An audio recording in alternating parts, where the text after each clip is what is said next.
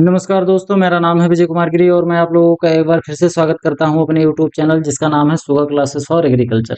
दोस्तों, आज हम लोग पढ़ने वाले हैं, हमारा जो एमसीक्यू सीरीज चल रहा है, एमसीक्यू सीरीज का आज हम 5वां लेक्चर पढ़ने वाले हैं।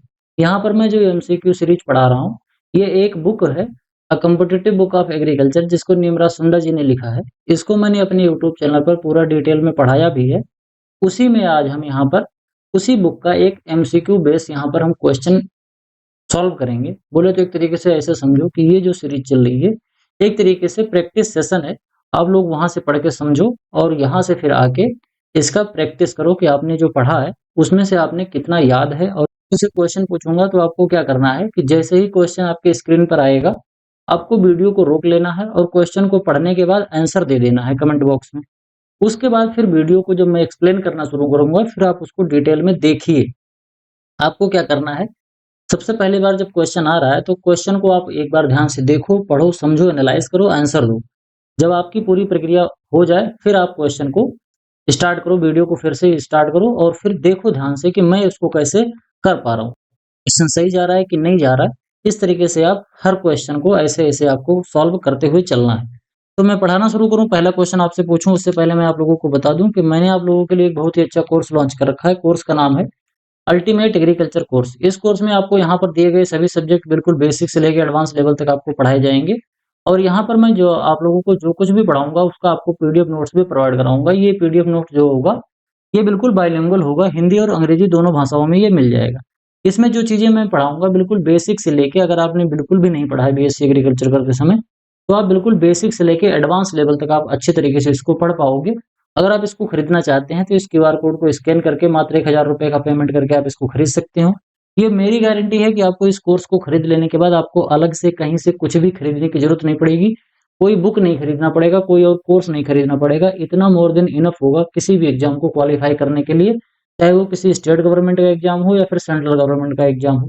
अगर उसमें बीएससी एग्रीकल्चर वाले हैं, अलाउ हैं, अगर बीएससी एग्रीकल्चर उसमें पूछा जा रहा है, एग्रीकल्चर के सब्जेक्ट उसमें आ रहे हैं, तो ये आपके लिए कोर्स बहुत ही अच्छा होने वाला है। कोर्स अगर आपको अधिक जानकारी चाहिए तो मेरा व्हाट्सएप नंबर है 92771793। मेरे इस व्हाट्सएप नंबर पे आप संपर्क करके आपने जो भी आपके कुछ समस्याएं आ रही हैं कोर्स से रिलेटेड, कोर्स को कैसे परचेज करना है, कोर्स मिलेगा कैसे, पेमेंट करने के बाद किस तरीके से हमको कोर्स मिलेगा, इस तरीके की तमाम जानकारी के लिए आप व्हाट्सएप से हमसे संपर्क कर सकते हो।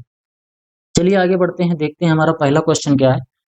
सबसे पहला क्वेश्चन हमारा है, arrange the following rural development and agricultural scheme in the correct chronological order. यहाँ पर आपको दिख रहा होगा कि यहाँ पर 4 स्कीम दिया गया है। ये भारत में जो रूरल इंडिया है उसको डेवलप करने के लिए चलाया गया था। तो यहाँ पर आपसे क्वेश्चन पूछा जा रहा है कि इनको क्रोनोलॉजिकल ऑर्डर में आपको अरेंज करना है। कौन कौन सा आपका स्कीम है? आपकी स्कीम है स्वर्ण जयंती ग्राम स्वरोजगार योजना, किसान क्रेडिट कार्ड स्कीम जिसको केसीसी स्कीम बोलते हैं। इसके अलावा हमारा है नेशनल हार्टिकल्चर मिशन, और अगला है चौथा जो हमारा मिशन है, चौथी जो स्कीम है वो है राष्ट्रीय कृषि विकास योजना। तो इन चारों में से आपको क्रोनोलॉजिकल ऑर्डर में लगाना है, पहले कौन से आया, फिर कौन से आया, फिर कौन सा आया। तो मैं आप लोगों को बताऊं, सॉल्व करूं, देखो कैसे सॉल्व कर रहा हूं। सबसे पहले तो हम देखेंगे कि हमारा किसान क्रेडिट कार्ड स्कीम कब आया था। तो किसान क्रेडिट कार्ड जो स्कीम हुआ स्टार्ट हुआ था, ये स्टार्ट हुआ था 1998 और 99 का जो दशक था, उस समय पर 1998 और 99 के आसपास में ये स्टार्ट हुआ था, उसी साल में ये स्टार्ट हुआ था। इसके अलावा हमारा अगर हम बात करें, हमारी जो अगली स्कीम है स्वर्ण जयंती ग्राम सड़क क्या कहते हैं, हमारा एक अगली स्कीम है स्वर्ण जयंती ग्राम स्वरोजगार योजना। तो स्वर्ण जयंती ग्राम स्वरोजगार योजना जो है ये कभी हमारी स्टार्ट हुई थी? ये स्टार्ट हुई थी 1999 को। इसके अलावा अगर हम बात करें तो हमारा जो अगला मिशन है ये है नेशनल हार्टिकल्चर मिशन। ये नेशनल हार्टिकल्चर जो मिशन है ये स्टार्ट हुआ था सन 2005 में। और इसके अलावा हमारा राष्ट्रीय कृषि विकास योजना जो है, तो ये राष्ट्रीय कृषि विकास योजना जो है ये कब लॉन्च हुआ था? 2007 में। तो हम अगर देखेंगे इसको तो सबसे पहले ये स्कीम लॉन्च हुई, दूसरे नंबर पर ये थी, तीसरे नंबर पर ये थी और चौथे नंबर पर ये थी। तो देखते हैं सबसे पहले कौन लॉन्च हुई थी? दो। तो सबसे पहले नंबर पे दो किसमें किसमें है? ए में है और सी में है। तो ये दो ऑप्शन तो हमारे गलत हो गए। अब इसके बाद पहला तो ये हो गया, दूसरा ऑप्शन हमारा क्या है, दूसरे पे क्या लॉन्च हुआ था, पहला वाला स्कीम, तो दूसरे पे पहले वाली स्कीम यानी कि ये भी सही है, ये भी सही है। चलो आगे बढ़ लेते हैं। तीसरा देखते हैं, तीसरे पे हमारी तीसरी स्कीम लॉन्च हुई थी, तो तीसरे पे तीसरी स्कीम ये सही है, तीसरे पे ये तीसरा ये गलत हो गया। तो हमारा जो ऑप्शन है यानी कि ऑप्शन नंबर ये हमारा बिल्कुल राइट ऑप्शन हो जाएगा। चलिए देखते हैं अगला क्वेश्चन क्या है। अगला क्वेश्चन है, द स्वर्ण जयंती ग्राम स्वरोजगार योजना जो कि 1999 में लॉन्च हुई थी, was formed by merging several erstwhile schemes. Which of the following was not a part of this merger? ध्यान से समझना, इसमें कहा जा रहा है कि ये जो स्वर्ण जयंती ग्राम स्वरोजगार योजना है जो कि 1999 में लॉन्च की गई थी, तो ये स्कीम जो लॉन्च हुई थी, इसके पहले ढेर सारी स्कीम चला करती थी, 2 3 4 तरीके की स्कीम चलती थी। उन सभी स्कीम को एक साथ मर्ज करके ये स्वर्ण जयंती ग्राम स्वरोजगार योजना चलाई गई थी। यहाँ पर आपसे क्वेश्चन पूछा जा रहा है कि इन चारों में से वो कौन सी स्कीम थी जिनको मर्ज करके स्वर्ण जयंती ग्राम स्वरोजगार योजना स्टार्ट करी गई थी। इनमें से कौन सा स्कीम इसका पार्ट नहीं है। जैसे यहाँ पर 4 स्कीम दिया गया है, इन चारों में से कोई 3 स्कीम जो थी उनको मिला के स्वर्ण जयंती ग्राम स्वरोजगार योजना चलाया गया था, मतलब इन योजनाओं को आपस में मर्ज करके इसको बना दिया गया था। अब इसमें से 3 ही केवल यूज होगा, बाकी एक नहीं यूज होगा। तो आपसे वही पूछा जा रहा है कि इसमें तीसरा जो है कौन सा यूज नहीं होगा। बात करें स्वर्ण जयंती ग्राम स्वरोजगार योजना की, तो इसको मर्ज करा गया था IRDP, बोले तो इंटीग्रेटेड रूरल डेवलपमेंट प्रोग्राम, एक तो इसको मर्ज किया गया था। इसके अलावा हमारा जो है ये ट्राइसेम जो है training of rural youth for self employment, इसको मर्ज कर दिया गया था। और इसके अलावा हमारा एक स्कीम और है, वो स्कीम का नाम है development of women and child in rural area, एक स्कीम ये। तो इन तीनों स्कीम को एक साथ मर्ज करके जो स्वर्ण जयंती ग्राम स्वरोजगार योजना स्टार्ट करी गई थी। तो आपका ऑप्शन क्या होगा, ऑप्शन नंबर हमारा सी हो जाएगा, क्योंकि नेशनल रूरल एम्प्लॉयमेंट प्रोग्राम जो था ये एक तरीके का रोजगार देने वाला काम था, ये स्वरोजगार का नहीं था। इसमें स्वरोजगार नहीं होता था, इसमें एम्प्लॉयमेंट होता था, सेल्फ एम्प्लॉयमेंट नहीं होता था, स्वरोजगार वाला काम नहीं होता था इसमें। तो अगर आप इसको पढ़ के देखोगे तो भी समझ में आ जाएगा कि ये तो एम्प्लॉयमेंट देने वाला है। इसमें आदमी कोई अपना खुद का धंधा नहीं खोलता है, इसमें आदमी कहीं पर जाता है, कमाता है, किसी जगह पर खुद काम करता है। लेकिन ये 3 स्कीम इसमें तो सेल्फ एम्प्लॉयमेंट है। और इंटीग्रेटेड रूरल डेवलपमेंट प्रोग्राम था, और इसके साथ साथ development of women and child in rural areas. तो इन तीनों को एक साथ मर्ज करके चलाया गया था।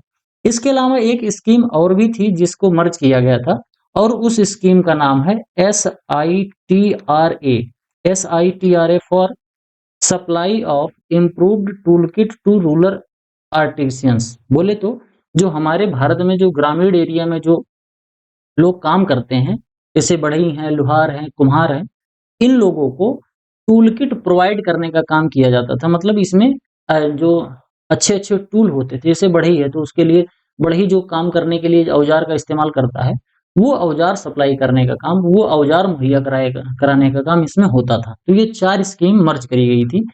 ये एक तो हमारा IRDP थी, SITRA था, ट्राइसन था, और इसके साथ-साथ DWACRA था। तो ये 4 स्कीम एक साथ मर्ज कराई गई थी।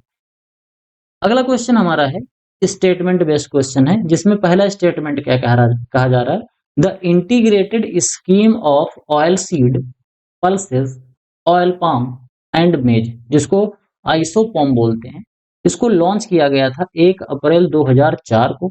और दूसरा हमारा कथन कहा जा रहा है, it was form by merging the oil seed production programme, जिसको OPP बोलते हैं, and national pulse development project, जिसको NPDP बोलते हैं, along विथ अदर स्कीम। कहने का मतलब ये है कि जो आइसोपॉम बना था 1 अप्रैल 2004 को, और इसी में और ऐड किया जा रहा है दूसरे स्टेटमेंट में कि आइसोपॉम में जो हुआ था इसको मर्ज किया गया था, ढेर सारी स्कीम को मर्ज करके इस स्कीम को बनाया गया था। कौन कौन सी स्कीम थी, एक तो हमारा OPP स्कीम था, इसके अलावा NPDP स्कीम था।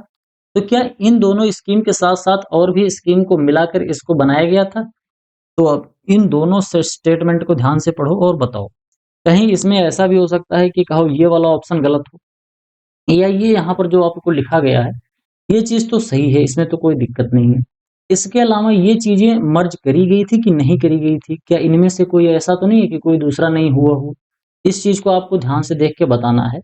तो आपके ऑप्शन इस तरीके से हैं कि स्टेटमेंट पहला सही इज करेक्ट, लेकिन स्टेटमेंट दूसरा इनकरेक्ट है। स्टेटमेंट दूसरा करेक्ट है लेकिन पहला इनकरेक्ट है। दोनों स्टेटमेंट करेक्ट है या फिर दोनों स्टेटमेंट ही गलत है। तो आपको इसको बताना है। तो अगर मैं इसको सॉल्व करूं तो मैं बताऊं इसको, तो इसमें जो हमारा स्कीम है, तो ये जो है, चाहे आइसोपॉम जो हमारी स्कीम है 1 अप्रैल 2004 को जो लॉन्च करी गई थी, ये लॉन्च करी गई थी ऑयल प्रोडक्शन प्रोग्राम, जिसको हम क्या बोलते हैं, ओपीपी प्रोग्राम। और इसके साथ साथ अगर हम बात करें तो एनपीडीपी, जिसको नेशनल डेवलपमेंट प्रोग्राम, इसको साथ में लेके, और एक हमारा और था ओपीडीपी। क्या नाम था? ओपीडीपी। ओपीडीपी जिसको हम क्या बोलते हैं, इसको बोलते हैं ऑयल पाम डेवलपमेंट प्रोग्राम। इन सब को मिलाकर इसको बनाया गया था आइसोपॉम को। समझ गए यहां तक बात? इसका काम क्या था कि भारत में जो भी ऑयल सीड की क्रॉप है, जो पल्सेस की क्रॉप है, और इसके साथ साथ जो ऑयल पाम वाली क्रॉप है और मेज की क्रॉप है, इन सब को एक साथ मिला लिया गया और अच्छे तरीके से इनको एक ही स्कीम के अंतर्गत रख के इनको प्रॉपर तरीके से कैसे डेवलप किया जाए, इसका काम किया गया। अगला क्वेश्चन है, in which date was the imperial, जिसको अब बदल के इंडियन कर दिया गया, imperial council of agricultural research यानी कि आईसीआर ऑफिशियली स्टेब्लिश कब हुआ था? एक रिकॉग्नाइज सोसाइटी के तरीके से। आईसीआर जब बना था तो एक सोसाइटी हुआ करती थी, और ये सोसाइटी स्टेब्लिश कब हुई थी? उस समय तो आईसीआर का नाम हुआ करता था imperial council of agricultural research. तो यहाँ पर आपसे पूछा जा रहा है कि वो 16th जुलाई 2029, 1 मार्च 1946, या 2 अक्टूबर 1952। तो इसमें से जो आपका राइट आंसर है वो है आपका ऑप्शन नंबर कौन सा? ऑप्शन नंबर आपका जो बी है, ये बिल्कुल राइट आंसर हो जाएगा। और इसी 16 जुलाई को क्या मनाया जाता है? 16 जुलाई को मनाया जाता है आईसीएआर डे भी मनाया जाता है, क्योंकि इसी दिन आईसीएआर की स्थापना 1929 में हुई थी। यहाँ तक समझ गए? मैं आपको बताऊं कि जो आईसीएआर की स्थापना हुई थी, ये आईसीआर की स्थापना हुई थी, रॉयल कमीशन ऑन एग्रीकल्चर एक अंग्रेजों के द्वारा अपॉइंट किया गया था, एक कमीशन बनाया गया था। और उस कमीशन के जो हेड हुआ करते थे वो हुआ करते थे लॉर्ड लिनलिथग्रो। कौन थे? Lord Lord Lord Linlithgow. ये क्या था?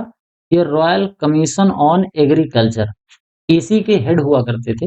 तो इन्होंने ही रिकमेंड किया था कि आईसीआर की तरीके से इस तरीके की एक संस्था बनाई जाए, और इसको फिर बाद में 16 जुलाई 1929 को बनाया गया। और बनाया गया था तो इसको सोसाइटी के तहत बनाया गया था। तो सोसाइटी बनाने का एक एक्ट था, वो एक्ट था सोसाइटी रजिस्ट्रेशन एक्ट। क्या कहते हैं उसको? सोसाइटीज रजिस्ट्रेशन एक्ट, जो कि कब स्टेब्लिश हुआ था? ये एक्ट आया था 1860 में। 1800 किस में आया था? 1860 में आया था। तो इसको आप ध्यान से समझना कि 1860 का एक एक्ट था सोसाइटी रजिस्ट्रेशन एक्ट। इसी एक्ट के तहत रॉयल कमीशन ऑन एग्रीकल्चर, जिसके हेड हुआ करते थे लॉर्ड लिनलिथगो, इन्होंने ही रिकमेंड किया था। और इन्हीं की रिकमेंडेशन के बाद 16 जुलाई 1929 को आईसीएआर की स्थापना हुई, और इसी की वजह से 16 जुलाई को आईसीएआर डे मनाया जाता है। अगला हमारा क्वेश्चन है, in which year was the national horticulture mission, जिसको एनएचएम कहते हैं, ये मर्ज किया गया था national for mission for integrated development of horticulture. इसमें कहा जा रहा है कि जो national integrated development of horticulture में इसको कब मर्ज किया गया था? जो नेशनल मिशन ऑन हॉर्टिकल्चर था, इसको नेशनल हॉर्टिकल्चर जो मिशन था, इसको आगे चलकर मर्ज कर दिया गया था। और मर्ज किया गया था कौन सी स्कीम में? एक नई स्कीम बनाई गई थी, mission for integrated development of horticulture. इस स्कीम के तहत ये स्कीम नई वाली चालू हुई थी, और ये वाली जो थी ये ओल्ड स्कीम थी, तो इसको इसके अंदर मर्ज किया गया था, यानी कि पुरानी वाली को नए वाले में मिला दिया गया था। तो क्वेश्चन यहाँ पर पूछा जा रहा है कि ये हुआ कब था, ये मर्जर स्टार्ट हुआ कब था। तो अगर हम इसकी बात करें तो 2005, 7, 12 या फिर 15। तो इसमें आपका जो राइट ऑप्शन हो जाएगा वो हो जाएगा 2014। 2014 में जब भाजपा की सरकार आई थी तो उसने नेशनल हार्टिकल्चर मिशन, जो कि पहले मई में 2005 में स्टार्ट हुआ था, मई 2005 में स्टार्ट हुआ था नेशनल हार्टिकल्चर मिशन, इसको मर्ज कर दिया गया एक नई स्कीम में। उस नई स्कीम का नाम था mission for integrated development of horticulture. इसमें इस स्कीम को मर्ज करके बनाया गया था। तो इसके अलावा एक बम्बू मिशन चला करता था, बम्बू मिशन, जिसको क्या कहते हैं, नेशनल बम्बू मिशन। ये नेशनल बम्बू मिशन जो था, इसको भी इसी हार्टिकल्चर में ही मिला दिया गया। तो हार्टिकल्चर से रिलेटेड दो तीन जो स्कीम चला करती थी उस समय पर, उसको एक ही में सबको मिला दिया गया। अगला हमारा क्वेश्चन है असर्शन और रीजन बेस्ड क्वेश्चन है, जिसको अभिकथन और इसके बाद कारण वाला क्वेश्चन बोलते हैं। इसमें आपसे कहा जा रहा है द भारत निर्माण प्लान, भारत निर्माण प्लान जो था was launched in 2005 and 6 to augment basic rural infrastructure। कहा जा रहा है कि भारत निर्माण प्लान जो था ये 2005 और 6 में ऑगमेंट किया गया था, जिसका प्राइमरी एम था कि भारत में जो रूरल इंफ्रास्ट्रक्चर है इसको डेवलप किया जाए। अब इसका रीजन क्या क्या दे रहा है, रीजन दे रहा है it specifically focus on 6 component, यानी कि जो हमारा रूरल एग्रीकल्चर है उसमें हम इरिगेशन को सुधारेंगे। इसके अलावा जो रूरल इंफ्रास्ट्रक्चर है उसमें रोड को सुधारेंगे, इरिगेशन की व्यवस्था करेंगे, रोड की व्यवस्था करेंगे, हाउसिंग की व्यवस्था करेंगे, आवास की व्यवस्था, पानी की सप्लाई की व्यवस्था करेंगे और इलेक्ट्रिफिकेशन की व्यवस्था करेंगे और टेलीकम्युनिकेशन, यानी कि गांव-गांव में हम टेलीफोन लाइन बिछाने का काम करेंगे, दूर संचार की व्यवस्था करेंगे। तो क्या ये असर्शन और रीजन, इन दोनों को पढ़ने के बाद आपको क्या लगता है, इन चारों में से कौन सा ऑप्शन सही होगा? ध्यान से सोच के और अब बताओ। तो अगर मैं बात करूं तो ये भारत जो निर्माण मिशन था 2005 और 6 में चालू किया गया था रूरल इंफ्रास्ट्रक्चर को अच्छे तरीके से इंप्रूव करने के लिए, और इसके 6 कंपोनेंट जो थे वो irrigation, road, housing, water supply और इलेक्ट्रिफिकेशन, ये सभी हुआ करते थे। तो यानी कि रीजन भी हमारा सही है और इसके साथ साथ असर्शन भी है, वो भी सही है। तो इसमें से कौन से ऑप्शन में ऐसा आपको दिख रहा है? Both assertion and reason are correct and reason is the correct explanation of A, बोले तो ये पहला ही ऑप्शन हमारा जो है वो बिल्कुल राइट ऑप्शन हो जाएगा। अगला क्वेश्चन देखते हैं। The national commission on farmer which recommended a minimum support price MSP of at least 50% more than the weighted average cost of production was constituted in November 2004 under the chairmanship. ध्यान से समझिए, इसमें पूछा जा रहा है कि नेशनल कमीशन ऑन एग्रीकल्चर बनाया गया था और नेशनल कमीशन ऑन एग्रीकल्चर ने एक चीज रिकमेंड करी थी। उन्होंने कहा था, इस कमीशन ने कहा था कि अगर किसान 100 रुपए उसका कॉस्ट ऑफ प्रोडक्शन आ रहा है, जिसको हम क्या बोलते हैं, COP बोलते हैं, तो अगर किसी का 1 हेक्टेयर में गेहूं उगाने का कॉस्ट ऑफ प्रोडक्शन 100 आ रहा है, तो हमको क्या करना है, उसकी एमएसपी को, उस गेहूं की एमएसपी को कम से कम कितना रखना है, कम से कम हमको रखना है 150%, यानी कि 50% हमको बढ़ा के रखना है। समझ गए, एटलीस्ट 50% उसमें बढ़ोतरी होनी चाहिए। तो अगर 100 रुपया हमने लगा दिया गेहूं उगाने में, तो उसको अगर हम बेचे तो हमें 150 का वो बिक जाए, हमको 50 रुपए का मुनाफा मिल जाए। ये इस कमीशन ने रिकमेंड किया था। नाम क्या था? National commission on farmer. तो इस कमीशन का यहाँ पर पूछा जा रहा है कि चेयरपर्सन कौन था, who was the head of the national commission on farmers. ये इतना शॉर्ट सा क्वेश्चन अगर बनाना हो तो ऐसे पूछा जाएगा, who was the chairman, who was the chairperson of the national commission on farm. तो आपके ऑप्शन इस तरीके से हैं, doctor BP Pal, professor MS Swaminathan, doctor Verghese Kurien, professor Jogendra Singh. तो इन चारों में से कौन सा ऑप्शन आपका राइट हो जाएगा? जब किसान अभी कुछ दिनों पहले, कुछ साल पहले, जब किसान जो ये 3 कानून आए थे, जब उसको लेकर किसान बहुत ज्यादा प्रदर्शन कर रहे थे, विरोध कर रहे थे, तो उस समय पर इनका नाम बार बार आ रहा था कि जो इनका कमीशन वाली जो रिपोर्ट है उसको काहे नहीं लागू कर रही है गवर्नमेंट, कहीं क्यों नहीं लागू कर रही है। तो वो चीज बार बार कही जा रही है। तो आप लोगों को समझ में आया होगा मैं किसकी बात कर रहा हूँ। तो मैं बात कर रहा हूँ प्रोफेसर MS स्वामीनाथन जी की, यानी कि हमारा ऑप्शन नंबर जो बी है ये बिल्कुल राइट ऑप्शन हो जाएगा। जो नेशनल कमीशन ऑन फार्मर हुआ करता था, ये बना था 18 नवंबर को, और 18 नवंबर में कब?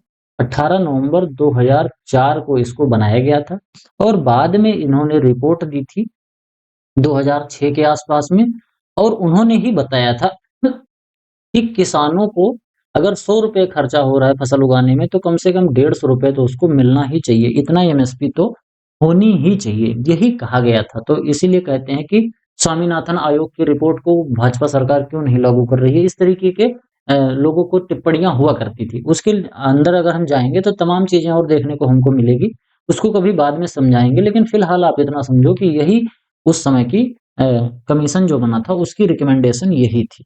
अगला हमारा क्वेश्चन है, which of the following program was launched in 1995 to foster research extension farmer linkage, यानी कि जो रिसर्च हो रही है उसका एक्सटेंशन प्रॉपर तरीके से हो पाए और वो रिसर्च फार्मर के पास तक पहुंच पाए। तो ये काम कौन सी स्कीम के तहत किया जाता है, जिसको 1995 में लॉन्च किया गया था? आपके ऑप्शन इस तरीके से हैं, नेशनल एग्रीकल्चरल टेक्नोलॉजी प्रोजेक्ट जिसको NATP बोलते हैं, institution village linkage programme, national food security mission and national bamboo mission. तो इसमें जो हमारा राइट ऑप्शन है वो हो जाएगा हमारा ऑप्शन नंबर बी जो है, ये बिल्कुल राइट हो जाएगा। क्यों राइट हो जाएगा? क्योंकि इंस्टीट्यूशन विलेज लिंकेज जो प्रोग्राम था, इसमें जो रिसर्च इंस्टीट्यूट्स हैं इनको लिंक किया गया था फार्मर के द्वारा, फार्मर को जो कि विलेज में रहते हैं, समझ गए? तो इस तरीके से लिंकेज हुआ था। तो ये जो IVLP जो प्रोग्राम है, इंस्टीट्यूशन विलेज लिंकेज प्रोग्राम, ये 1995 में भारत में स्टार्ट किया गया था, समझिए। इसका सीधा सीधा ये काम था कि जो भी रिसर्च हो रही है, जो भी ICAR के द्वारा नई नई वेराइटीज, नई नई तकनीक डेवलप करी जा रही हैं वैज्ञानिकों के द्वारा, उसको जल्दी से जल्दी किसानों तक पहुंचाया जाए। तो यही इसका मेन पर्पज हुआ करता था। अगला हमारा क्वेश्चन है, match the following major employment and infrastructure programme with their launching year, यानी कि इनमें से ढेर सारे जो प्रोग्राम लॉन्च किए गए हैं ये कब कब लॉन्च हुए हैं, ये आपसे यहाँ पर पूछा जा रहा है। ध्यान से देखो और ध्यान से देख के बताओ। चलो ध्यान से समझते हैं, मैं आप लोगों को सिखाता हूँ कैसे कैसे। सबसे पहले तो हम देखेंगे जवाहर रोजगार योजना। तो ये जो जवाहर रोजगार योजना है, ये 1989 में लॉन्च हुई थी, बोले तो पहला का तीसरे पर चला जाएगा, समझ गए? और ये जो था हमारा, ये तमाम तरीके के जो नेशनल एम्प्लॉयमेंट एक्ट हुआ करते थे, उस तरीके की जो तमाम रोजगार वाली योजनाएं हुआ करती थी, उसको बाद में आगे चलकर इसी जवाहर रोजगार योजना में मर्ज कर दिया गया। फिर इसी को नरेगा बना दिया गया, फिर इसी को मनरेगा बना दिया गया, और इसी को अब आगे इस समय चलकर PMG रामजी योजना करके इसको बना दिया गया। मतलब बार बार इसी योजना को चेंज करते करते इस समय PMG रामजी योजना करके अभी जल्द ही में गवर्नमेंट ने इसका भी नाम बदल दिया गया। तो जवाहर रोजगार योजना जो स्टार्ट हुई थी शुरुआत में, वो 1989 में हुई थी। इससे पहले वो रूरल एम्प्लॉयमेंट वाला था, जिसको हम RLEP बोलते हैं, rural NREP, national rural employment programme, जिसको क्या बोलते हैं, NREP था। और इसके अलावा हमारा था NLEGP था। ये दो प्रोग्राम को एक साथ मर्ज किया गया था और मर्ज करके फिर जवाहर रोजगार योजना बनाया गया था। अगला हम देखते हैं प्रधानमंत्री ग्राम सड़क योजना। प्रधानमंत्री ग्राम सड़क योजना जो है, इसको कब लॉन्च किया गया था? इसको लॉन्च किया गया था सन 2000 में। शायद उस समय पर अटल जी की सरकार हुआ करती थी, तो उन्होंने ही इसको लगाया था, शायद, हमको एग्जैक्ट याद नहीं है, लेकिन ये 2000 में ही लॉन्च हुआ था। 2000 में किसकी सरकार थी? अटल जी की शायद सरकार थी। अगला है संपूर्ण ग्रामीण रोजगार योजना। संपूर्ण ग्रामीण रोजगार योजना जो है, इसको कब लॉन्च किया गया था? तो ये संपूर्ण ग्रामीण रोजगार जो योजना है, इसको लॉन्च किया गया था सन 2001 में है। सोचना पड़ता है, कई बार दिमाग से उतर जाता है। अगला है MGNREGS, जिसको मनरेगा बोलते हैं। यही मनरेगा है जो बाद में रोजगार योजना को इसी में मर्ज कर दिया गया, नया नाम इसका दे दिया गया। तो यहाँ पर पूछा जा रहा है कि मनरेगा जो है ये कब लॉन्च हुआ था? तो मनरेगा हमारा बचा क्या? बचा हमारा 2006। तो जो 2006 बचा, इसको हम कहाँ डाल देंगे? यहाँ डाल देंगे। तो मनरेगा जो है, इसको कहा जाता है Mahatma Gandhi national rural employment guarantee scheme. इसमें एक साल में 100 दिन का काम देने की गारंटी भारत सरकार दिया करती थी। अब इसी को बढ़ा के 125 दिन कर दिया गया है। अब इसको आप ध्यान से देखो तो इसमें जो ए है, ए कहाँ जा रहा है? ए थर्ड पे जा रहा है, तो ए थर्ड पे यहाँ जा रहा है, इसमें नहीं जा रहा है, और इसमें जा रहा है, इसमें भी नहीं जा रहा है। जो बी है, बी जा रहा है 4 पे, तो बी तो 4 पे चला गया। तो यानी कि हमारा ऑप्शन नंबर जो ये है सही है और ये वाला गलत हो गया। यानी कि ऑप्शन नंबर हमारा अल्टीमेटली ए जो है ये बिल्कुल राइट ऑप्शन हो जाएगा। इसको आप लॉक कर दो 7 करोड़ के लिए। समझ गए? आगे बढ़ते हैं। Based on the ICAR timeline, in which year was it decided to change the word imperial to Indian? Imperial Council of Agriculture Research जो था वो आगे चलकर Indian council of agricultural research बन गया। ये कब बना था? भारत के आजाद होने के बाद। तो यानी कि भारत आजाद हुआ था 1947 में, तभी ये बन गया था। तो हमारा जो ऑप्शन नंबर डी है ये आपका बिल्कुल राइट ऑप्शन हो जाएगा। तो आज के लेक्चर में केवल इतना ही। आई होप आपको वीडियो पसंद आया होगा। वीडियो पसंद आया हो तो वीडियो को लाइक करिए, चैनल को सब्सक्राइब करिए। आपके जो सुझाव हैं कमेंट बॉक्स में जरूर लिखिए। मेरा पढ़ाना आपको कैसा लग रहा है कीजिए, दोस्तों के साथ शेयर कीजिए। बाकी हमारा जो पेड कोर्स है अगर आप उसको खरीदना चाहते हैं तो उसको खरीदने के लिए आप व्हाट्सएप से संपर्क करके हमसे जरूर जुड़िए। अच्छे से पढ़िए, अलग जगह इधर उधर कहीं भटकने की जरूरत नहीं पड़ेगी। पूरा one and all A to Z आपको हर तरीके से वहां पर आपकी मदद करी जाएगी, अच्छे तरीके से पढ़ाया जाएगा। तो अगर आप खरीदना चाहते हैं तो व्हाट्सएप से संपर्क जरूर कीजिए। मिलते हैं किसी दूसरी वीडियो में, तब तक के लिए इजाजत दीजिए।